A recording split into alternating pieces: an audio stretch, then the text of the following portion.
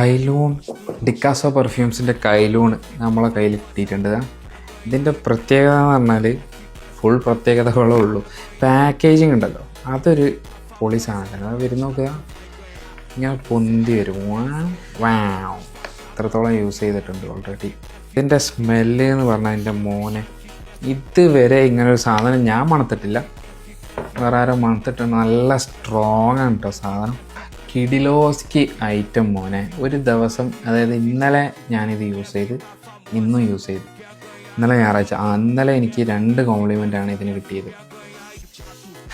നല്ല അടിപൊളി ഓപ്പണിംഗ് ആണ്, സ്പൈസി കാർഡമം ഓപ്പണിംഗ് ആണ്. പക്ഷേ എനിക്ക് ഈ ഒരു സ്മെല്ല് എന്ന് പറഞ്ഞാൽ എനിക്ക് തോന്നിയത് മറ്റേ നമ്മളെ ഡ്രൈ ഡൗൺ കുറച്ചൊരു 2 മിനിറ്റ് കഴിഞ്ഞാൽ നമുക്ക് പീനട്ടില്ലേ,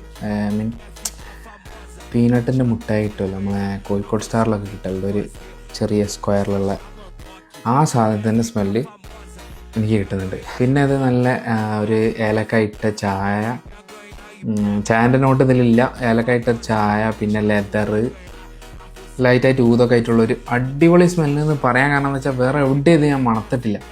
അത്രക്കും കിടിലൻ സാധനം. പിന്നെ പെർഫോമൻസിനെ പറ്റി പറയുകയാണെങ്കിൽ പ്രൊജക്ഷൻ ഭയങ്കര സ്ട്രോങ് ആണ്. ഒരു 3 hours പ്രൊജക്ഷൻ കിട്ടും.